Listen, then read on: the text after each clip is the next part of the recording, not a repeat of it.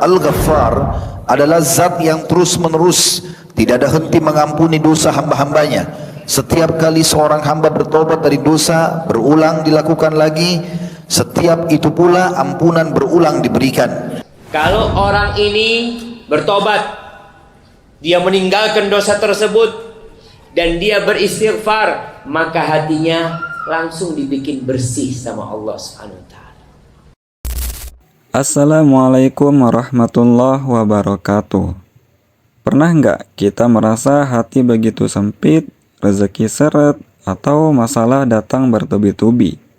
Kadang kita lupa bahwa ada satu amalan sederhana yang Allah janjikan bisa membuka jalan keluar dari setiap kesulitan hidup. Hari ini kita akan belajar dari Ustadz Khalid Basalamah dan juga Ustadz Syafiq Riza Basalamah tentang makna istighfar, kenapa kita harus memperbanyak istighfar, dan lafaz istighfar yang dicontohkan oleh Rasulullah SAW. Mari kita simak bersama, semoga hati kita menjadi lebih tenang dan hidup kita penuh dengan keberkahan.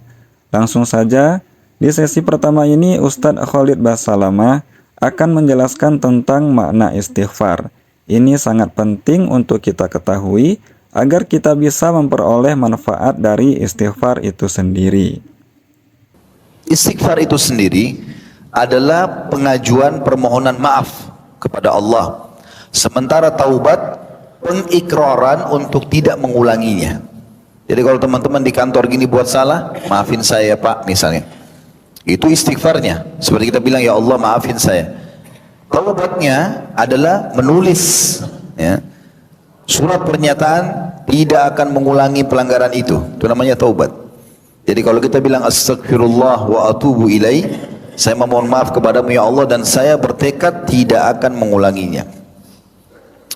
Dosa teman-teman sekalian yang membutuhkan istighfar ini semuanya dimulai dengan ketakutan, kekhawatiran, kegelisahan. Tidak ada dosa orang lakukan itu enak. Pasti kalau orang mau mencuri, mau berzina, mau berbohong, mau apa saja menipu, pasti dia penuh dengan kegelisahan. Tidak ada orang dengan ketenangan. Orang mau berzina di kamar hotel, takut dia, khawatir, banyak was-was.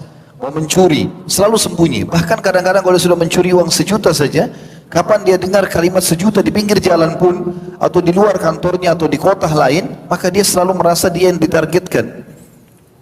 Maka tidak ada manfaatnya dosa itu. Dimulai dengan ketakutan, diakhiri dengan penyesalan. Dan ini kesalahan.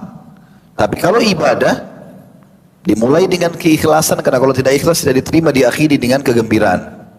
Orang kalau menikah, dimulai dengan keikhlasan, ketulusan, nanti dia bahagia setelah itu berjalan. Itu juga dengan dia melakukan semua jenis ibadah. Maka ini perlu difahami. Sehingga kita tidak perlu memilih dosa dan kita cukup memilih amal saleh. Istighfar sendiri itu maknanya dalam bahasa Arab semakna dengan as-satr atau menutupi atau ditutupi. Dan para ulama memberikan penjelasan tentang masalah sifat Allah. Salah satu sifat Allah adalah Ghafur atau Ghaffar. Apa maknanya? Kata ulama-ulama diantaranya Ar-Raghib atau Al-Khattabi berkata, Al-Ghaffar adalah zat yang terus-menerus tidak ada henti mengampuni dosa hamba-hambanya. Setiap kali seorang hamba bertobat dari dosa, berulang dilakukan lagi, setiap itu pula ampunan berulang diberikan.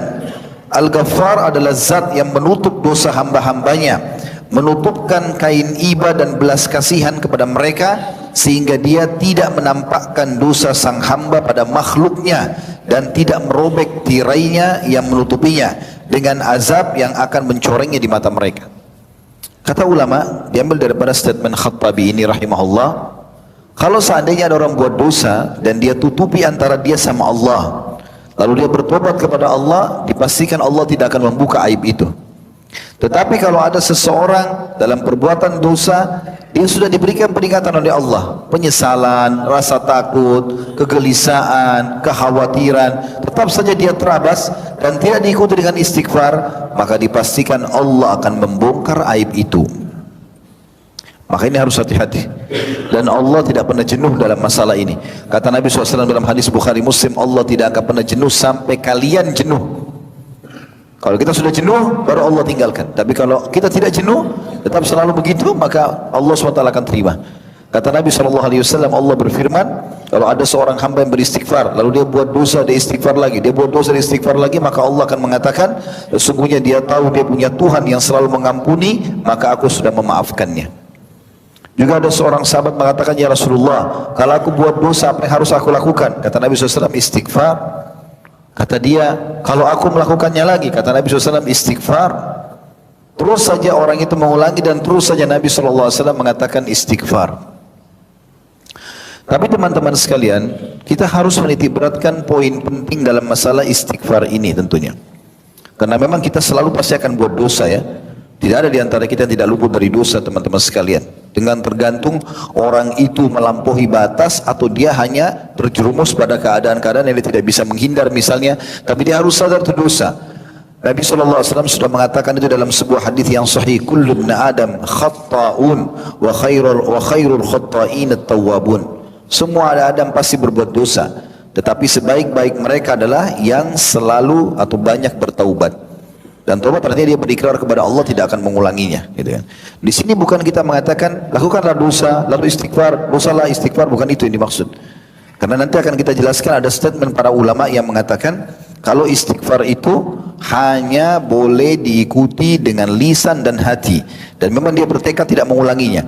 Kalau orang seperti ini kemudian dia terjerumus dalam dosa satu waktu tanpa dia sengaja lagi atau dalam kondisi tidak sadar, maka tetap Allah akan terima istighfarnya. Tapi kalau istighfar hanya permainan lisan, astagfirullah, tapi tetap saja masih dalam sesuatu yang haram dengan tidak niat meninggalkannya, maka ini tentu saja istighfarnya itu butuh istighfar yang lain. Masya Allah, begitu dalam makna istighfar. Ternyata ini bukan sekedar ucapan astagfirullah saja, tapi pengakuan tulus bahwa kita ini hamba yang penuh dosa, dan kita butuh ampunan Allah setiap saat. Setiap kali melakukan dosa, kita butuh untuk senantiasa istighfar dan bertaubat kepada Allah. Sekarang mari kita dengarkan penjelasan dari Ustadz Syafiq Riza Basalamah, mengapa istighfar begitu penting dalam kehidupan seorang muslim. Kata Rasulullah sallallahu alaihi wasallam, "Innal 'abda idza adnaba dhanban nukita fi qalbihi nuqta sauda." Sesungguhnya seorang hamba ketika berbuat dosa, di hatinya itu ada nokta hitam. Fa idza taba wa naza wastaghfara suqila qalbu. Kalau orang ini bertobat, dia meninggalkan dosa tersebut dan dia beristighfar, maka hatinya langsung dibikin bersih sama Allah Subhanahu wa taala. Wa idza zadat zadat aw wa idza adat zadat. Kalau dia bertambah dosanya, maka bertambah pula nokta hitam. Dan ini berbahaya, penyakit ini kalau dibiarkan, ada orang yang hatinya hitam, la ya'rifu ma'rufan wa la yunkiru munkaran. Dia udah nggak tahu mana yang baik, mana yang buruk. Jadi kalau dengar cerita istri bunuh suami, itu sudah hitam hatinya. Ngelihat anak bunuh orang tuanya, ada aja. Maka salah satu cara supaya hati kita ini bersih, banyak-banyak istighfar.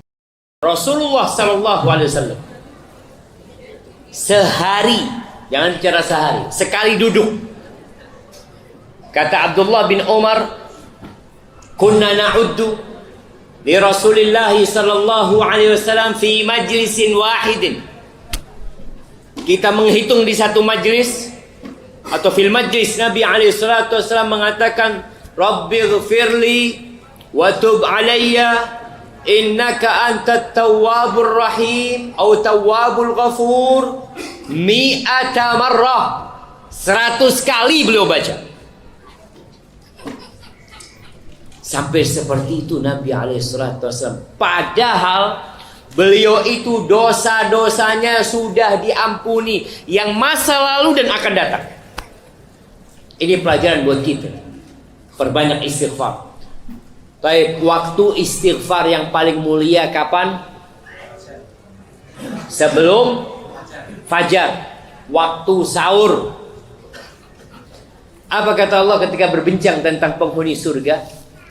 Wabil ashari hum yastaghfirun. Di waktu sahur kerjaan mereka istighfar. Bayangin jemaah.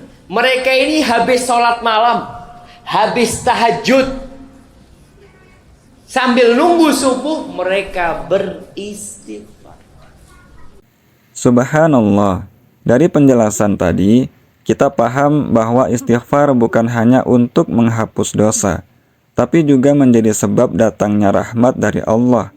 Yang bahkan Rasulullah SAW pun selalu beristighfar setiap harinya, karena beliau sangat tahu keutamaan dari istighfar itu. Lalu seperti apa lafaz istighfar yang dicontohkan oleh Nabi? Mari kita dengarkan kembali penjelasan dari Ustadz Khalid Basalama. Tapi Fudail mengingatkan sebelum beliau membahas lafaz-lafaz istighfar, dan ada beberapa poin berhubungan dengan masalah itu adalah, kata Fudail bin Iyad, salah satu ulama tabi'in rahimahullah, manusia paling berdusta adalah manusia yang mengulangi perbuatan dosa yang pernah dilakukannya. Manusia paling bodoh adalah yang memperlihatkan amal kebaikannya. Manusia yang paling dekat dengan Allah justru yang takut kepadanya. Dan manusia tidak akan sempurna sehingga agamanya mampu mengalahkan nafsunya. Dan manusia tidak akan binasa sehingga nafsunya mengalahkan agamanya. Dan ini sebuah nasihat yang luar biasa. Oleh karena itu teman-teman, kita harus betul-betul menjaga. Sekali kita istighfar, memang kita jaga diri kita dari dosa. Sudah katakan tadi, dosa itu selalu diawali dengan ketakutan, diakhiri dengan penyesalan. Tapi kalau ada seseorang terjerumus dalam dosa, jangan dia putus asa dari rahmat Allah, tetap dia kembali kepada Tuhannya. Karena syaitan, kata para ulama, seringkali kalau seseorang sudah berbuat dosa, maka dia membuatnya putus asa. Kamu kan sudah kotor, kamu sudah terlanjur buat, lakukan aja lagi. Kamu kan sudah minum khamr segelas, terlanjur. Kamu sudah berzina sekali, terlanjur. Kamu sudah mencuri sekali, terlanjur. Lakukanlah. Dia suruh mengulangi. Padahal dengan mengulangi dosa tersebut berarti juga mempersiapkan diri untuk menerima dosa atau hukuman lebih banyak. Yang benar adalah kalau kita melakukan dosa, langsung bertobat kepada Allah, istighfar dan kembali. Memohon kepada Allah SWT agar hati kita ditenangkan untuk tidak mengulangi dosa itu lagi. Ada beberapa jenis lafaz-lafaz istighfar yang ditulis oleh para ulama. Di antaranya adalah yang pernah Nabi SAW baca, disebutkan dalam hadis Bukhari, Rabbighfirli wa tub alayya innaka antat tawwabur rahim. Rabbighfirli artinya ya Tuhanku, wahai penciptaku, ampunilah aku dan terimalah tobatku. Wa tub alayya. Rabbighfirli wa tub alayya innaka antat tawwabur rahim. Sungguhnya kau maha menerima taubat lagi maha penyayang. Juga Nabi SAW bersabda dalam sebuah hadis yang diriwayatkan Abu Dawud, Tirmidzi, Al-Hakim, dan ini sahih sesuai dengan syarat Imam Bukhari Muslim. Siapapun yang membaca Astaghfirullah alladzi la ilaha illa huwal hayyul qayyum wa atubu ilaih, ada sifat Allah Al-Hayyu Al-Qayyum, yang artinya aku memohon ampun kepada Tuhan Allah yang tidak ada Tuhan yang berhak disembah kecuali Dia, yang maha hidup. Ini tadi Al-Hayyu, lagi yang terus-menerus mengurus makhluknya, ini Al-Qayyum, dan aku bertobat kepadanya, maka akan diampuni dosanya walaupun sebanyak buih di lautan. Astaghfirullahaladzim, astaghfirullahalladzi la ilaha illa huwal hayyul qayyum wa atubu ilaih.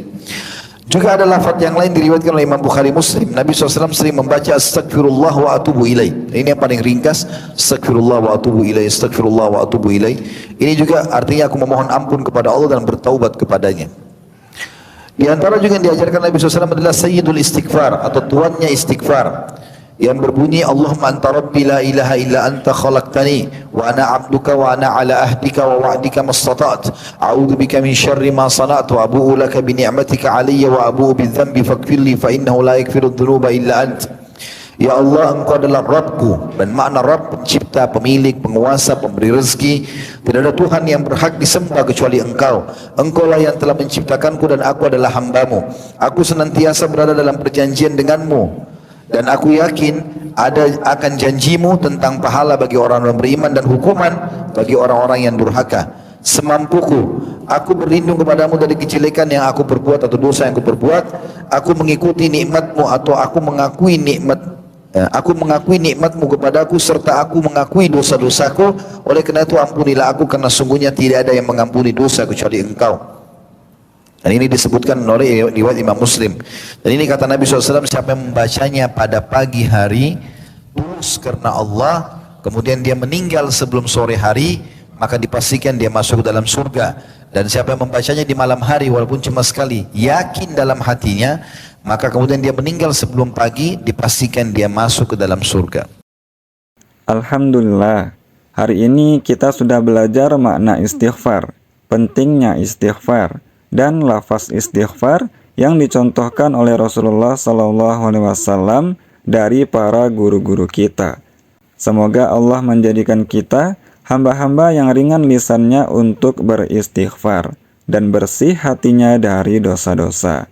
Kita doakan juga semoga Allah selalu menjaga Ustadz Khalid Basalamah dan Ustadz Syafiq Riza Basalamah, memberikan kesehatan, umur yang penuh keberkahan, dan pahala yang terus mengalir dari ilmu yang mereka sebarkan. Amin ya rabbal alamin. Terima kasih telah menonton video ini hingga selesai, dan insya Allah kita akan bertemu di video selanjutnya. Jazakumullahu khairan. Wassalamualaikum warahmatullahi wabarakatuh.